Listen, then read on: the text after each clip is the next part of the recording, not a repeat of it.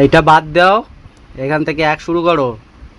1, এটা 2, লিখছে না, 3, এটা 4, এটা 5, এটা 6, এটা 7, এটা 8, এটা 9।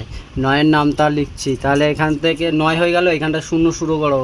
0, তারপরে 1, তারপরে 2, তারপরে এখানে 3 দাও, 4 দাও, 5, 6, 7, 8, এখানটায় 9 হলো। এবার 19-এর নামটা ওরকম সহজ পদ্ধতি দেখো।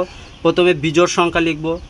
1, 3, 4, 5, 6, 7, 9, 11, 13, 15, 17, 19 হলো।